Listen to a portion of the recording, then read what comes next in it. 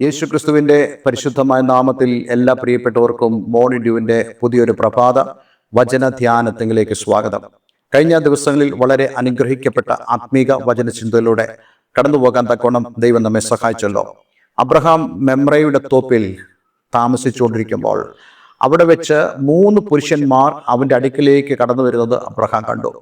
അവൻ അവരെ സൽക്കരിക്കുകയും അവർ അവനോട് സംസാരിക്കുകയും അബ്രഹാമിനോട് ദൈവം ചെയ്തതായ വാഗ്ദത്തത്തെ നടപ്പിലാക്കാൻ വന്നവരാണ് അവർ എന്നുള്ള വളരെ പ്രധാനപ്പെട്ട സൂചന ദൈവം അബ്രഹാമിന് കൊടുക്കാനിടയായി തീർന്നു.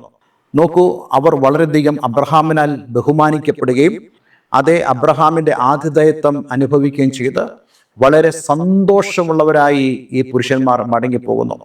അങ്ങനെ മടങ്ങിപ്പോകുമ്പോൾ അബ്രഹാം അവരെ യാത്ര അയക്കുവാൻ കൂടെ പോകുന്നെന്നും ഈ 3 പുരുഷന്മാരോട് ചേർന്ന് അബ്രഹാം യാത്ര ചെയ്തു പോകുമ്പോൾ ഈ 3 പുരുഷന്മാരിൽ ഒരുവൻ യഹോവ തന്നെ.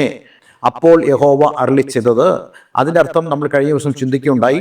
ഈ 3 പുരുഷന്മാരിൽ ഒരുവൻ നമ്മുടെ വാഴ്ത്തപ്പെട്ട കർത്താവ് യേശുക്രിസ്തുവിനെ പ്രതിനിധീകരിക്കുന്നു. അപ്പോൾ കർത്താവ് തന്നെ കർത്താവിനോട് സംസാരിക്കുന്നതായ ഒരു കാര്യം, അതായത് തൻ്റെ ചിന്തകളെ അവൻ നമുക്ക് വെളിപ്പെടുത്തി തരുന്നു.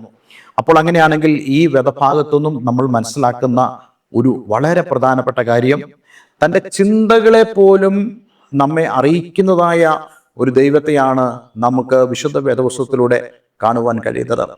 മറ്റൊരിക്കൽ നമുക്കെല്ലാവർക്കും അറിയാം, എൻ്റെ ഹൃദയപ്രകാരമുള്ളവനാണ് ദാവീദ് എന്ന് ദൈവം സാക്ഷ്യപ്പെടുത്തുമ്പോൾ അതിനർത്ഥം ദൈവത്തിൻ്റെ ഹൃദയത്തെ പലപ്പോഴും വെളിപ്പെടുത്തപ്പെട്ട് കിട്ടിയതായ ഒരു മനുഷ്യനായിരുന്നു ദാവീദ്. നോക്കൂ, അബ്രഹാമിന്റെ കാര്യത്തിലാണെങ്കിൽ പോലും ദൈവം അബ്രഹാമിനെ കുറിച്ച് ചിന്തിക്കുന്നു. ഇന്ന് ഞാൻ നിങ്ങളോട് പറയട്ടെ, നമ്മളെക്കുറിച്ച് ചിന്തിക്കുന്നതായ ഒരു ദൈവത്തെയാണ് നമ്മൾ സേവിക്കുന്നത്. നമ്മൾ ദൈവത്തിനായി ഒന്നും ചെയ്തില്ല എങ്കിലും ദൈവം നമ്മെ കണ്ടെങ്കിൽ, ദൈവം നമ്മെ അറിഞ്ഞെങ്കിൽ, ദൈവത്തിന് നമ്മളെക്കുറിച്ചുള്ള ഉദ്ദേശമുണ്ടെങ്കിൽ, തൻ്റെ മുന്നറിവിൽ നമ്മൾ ഉണ്ടെങ്കിൽ തീർച്ചയായിട്ടും നമ്മെക്കുറിച്ച് ചിന്തിക്കുന്നതായ ഒരു ദൈവം ഉണ്ട് എന്ന് നമുക്കിവിടെ മനസ്സിലാക്കാൻ കഴിയും. നോക്കൂ, ഇവിടെ ഈ 17-ാം വാക്യത്തിൽ, അപ്പോൾ യഹോവ അരുളി ചെയ്തത്, ഞാൻ ചെയ്യുവാനിരിക്കുന്നത് അബ്രഹാമിനോട് മറച്ചു വെക്കുമോ? അബ്രഹാം വലിയതും ബലമുള്ളതുമായ ജാതിയായി തീരുകയും അവനിൽ ഭൂമിയിലെ ജാതികളൊക്കെയും അനുഗ്രഹിക്കപ്പെടുകയും ചെയ്യുമല്ലോ. ഇത് ദൈവത്തിന്റെ പദ്ധതിയും അതേപോലെ തന്നെ ദൈവത്തിന്റെ നിർണയവുമാകുന്നു. തൻ്റെ ചിന്തകളിൽ എന്താണ് ദൈവം അബ്രഹാമിനെ കുറിച്ച് ചിന്തിക്കുന്നത്? കഴിഞ്ഞ നാളുകളിൽ ദൈവം അബ്രഹാമിനോട് പറഞ്ഞതായ വാഗ്ദത്തങ്ങൾ ദൈവം നിറവേറ്റും എന്നുള്ള ചിന്ത, അതായത് ദൈവം തൻ്റെ പദ്ധതിയെ തന്നിൽ തന്നെ കൂടുതൽ വ്യക്തതയോടുകൂടെ സംസാരിക്കുന്നുവെന്ന് നമുക്കിവിടെ കാണുവാൻ കഴിയുന്നുണ്ട്. അങ്ങനെയാണെങ്കിൽ വളരെ പ്രധാനപ്പെട്ട ഒരു സന്ദേശം ഞാൻ നിങ്ങളോട് പറയട്ടെ. നിങ്ങളെക്കുറിച്ചുള്ള ദൈവത്തിൻ്റെ പദ്ധതികൾ, ദൈവം അതിനെക്കുറിച്ച് എപ്പോഴും ചിന്തിക്കുന്നു. ആ പദ്ധതികൾ നിങ്ങളുടെ ജീവിതത്തിൽ നടപ്പിലാക്കപ്പെടും എന്ന് വളരെ വ്യക്തതയുള്ള ഒരു ദൈവത്തെ നമുക്കിവിടെ കാണാൻ കഴിയുന്നുണ്ട്. അതുകൊണ്ട് നമ്മൾ ആരും തന്നെ സങ്കടപ്പെടേണ്ട, അതുകൊണ്ട് നമ്മൾ ആരും തന്നെ നിരാശരായി പോകേണ്ട. ദൈവത്തെ നിങ്ങൾ വിളിക്കുന്ന ഒരു വ്യക്തിയാണെങ്കിൽ, ദൈവഹിത പ്രകാരം ജീവിക്കുന്ന ഒരു വ്യക്തിയാണെങ്കിൽ, വിശുദ്ധ വേദപുസ്തക പ്രകാരം നിങ്ങൾ ദൈവത്തെ സേവിക്കുകയും സ്നേഹിക്കുകയും ആരാധിക്കുകയും ചെയ്തതായ ഒരു വ്യക്തിയാണെങ്കിൽ, ഞാൻ നിങ്ങൾക്ക് ഉറപ്പു തരുവാൻ ആഗ്രഹിക്കുന്നു, നിങ്ങളെക്കുറിച്ചുള്ള ദൈവത്തിൻ്റെ പദ്ധതിയിൽ ദൈവം വളരെ ഉത്സുകനായ ദൈവമാണ്.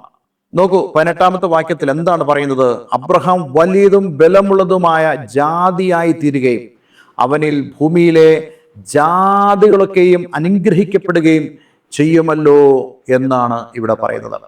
അപ്പോൾ ഇത് എത്രത്തോളം ശക്തിമത്തായ ദൈവത്തിന്റെ പദ്ധതിയാണെന്ന് നമുക്കിവിടെ കാണാൻ കഴിയുന്നുണ്ട്. ചില വാക്യങ്ങൾ വായിക്കുന്ന വഴി നിങ്ങൾക്ക് ഈ സന്ദേശത്തിന്റെ പൂർണ്ണമായ അർത്ഥം മനസ്സിലാകുവാനിടയായിത്തീരും. ഇവിടെ നമുക്ക് കാണുവാൻ കഴിയുന്ന ഈ ദൈവത്തിന്റെ തന്നെ ചിന്തകളിൽ ഉൽപ്പത്തി പുസ്തകം 12-ാം അധ്യായം അതിൻ്റെ 3-ാമത്തെ വാക്യം വായിക്കുമ്പോൾ നമുക്ക് കാണാൻ കഴിയുന്നുണ്ട്, നിന്നെ അനുഗ്രഹിക്കുന്നവരെ ഞാൻ അനുഗ്രഹിക്കും, നിന്നെ ശപിക്കുന്നവരെ ഞാൻ ശപിക്കും, നിന്നിൽ ഭൂമിയിലെ സകല വംശങ്ങളും അനുഗ്രഹിക്കപ്പെടും. നമ്മൾ ഇവിടെ ഒരു കാര്യം മനസ്സിലാക്കേണ്ടത്, ദൈവം ആ ഒരു പ്രത്യേക സന്ദർഭത്തിൽ അബ്രഹാമിനോട് പറയുകയും മറന്നു പോവുകയും ചെയ്തതായ ഒന്നല്ല ഈ ഒരു അനുഗ്രഹം എന്ന് പറയുന്നത്. മറിച്ച് ദൈവം വളരെ ആലോചിച്ചെടുത്ത തീരുമാനം. ആ തീരുമാനം ദൈവം അബ്രഹാമിനെ അറിയിക്കുമ്പോൾ അറിയിച്ചതിന് ശേഷവും അബ്രഹാം മറന്നുപോയാലും, അബ്രഹാം മറന്നിട്ടില്ല കേട്ടോ, എന്നാൽ ദൈവം ഒരിക്കലും അത് മറക്കുന്നില്ല എന്ന് മാത്രമല്ല, ദൈവം എപ്പോഴും അതിനെക്കുറിച്ച് ചിന്തിച്ചുകൊണ്ടിരിക്കുക. നമ്മൾ എന്തിനാണ് ഒരു കാര്യം നമുക്കറിയാം എന്താണെന്നറിയാം, പക്ഷെ നമ്മൾ അതിനെക്കുറിച്ച് തന്നെ ചിന്തിച്ചുകൊണ്ടിരുന്നാലോ?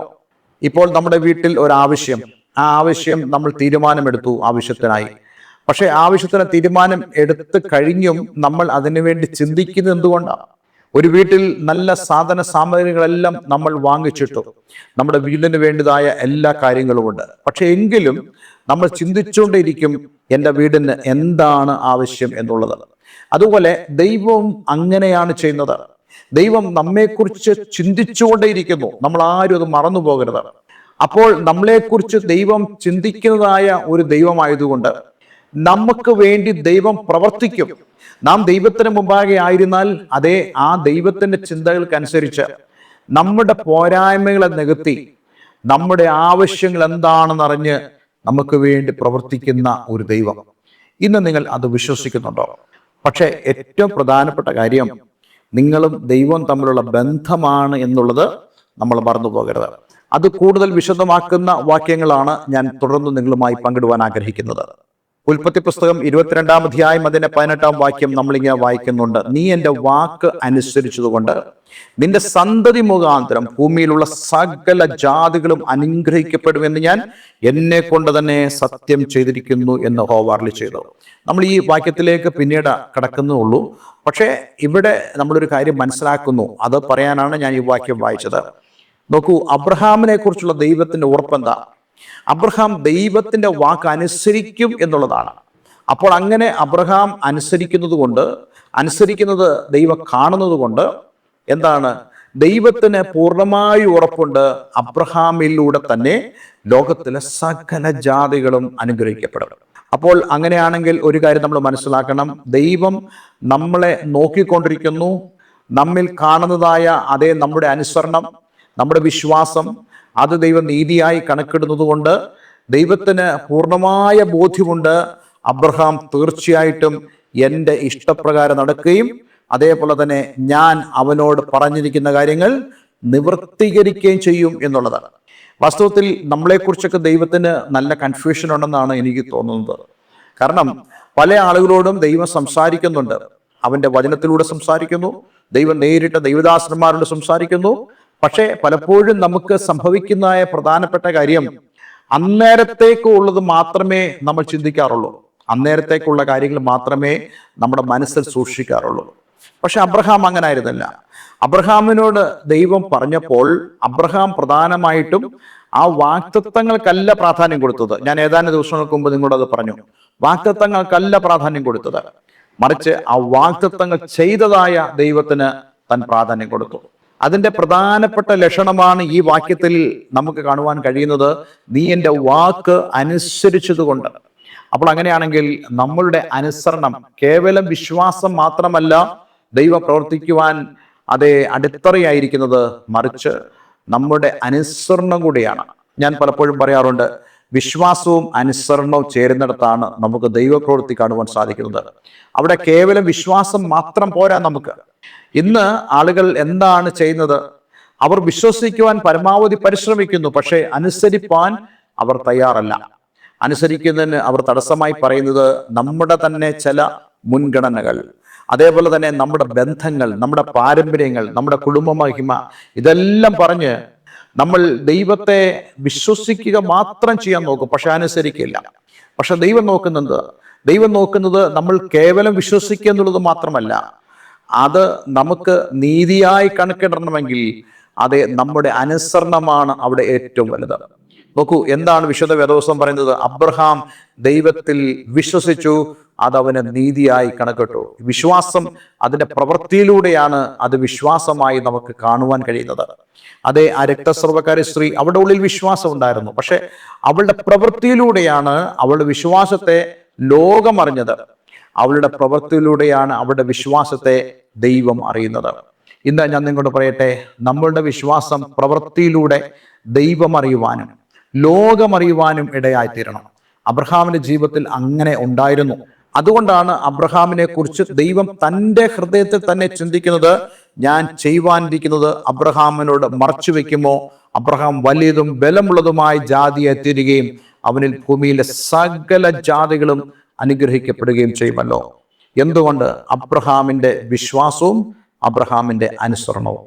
ഗലാത്യ ലേഖനം 3-ാം അധ്യായം 8-ാമത്തെ വാക്യം വായിക്കുന്നു, എന്നാൽ ദൈവം വിശ്വാസം മൂലം ജാതികളെ നീതീകരിക്കുന്നു എന്ന് തിരുവെഴുത്ത് മുൻ കണ്ടു. എന്താണ് കണ്ടത്? ദൈവം വിശ്വാസം മൂലം ജാതികളെ, ദൈവം അറിയാത്തവരെ ദൈവം നീതീകരിക്കുന്നു. അതിന്റെ അർത്ഥം എന്താ? ഇവിടെ ജാതികളെ എന്ന് പറയുമ്പോൾ തന്നെ നമുക്കറിയാം, ദൈവത്തെ അറിയാത്തവരാണ് ഈ ആളുകൾ.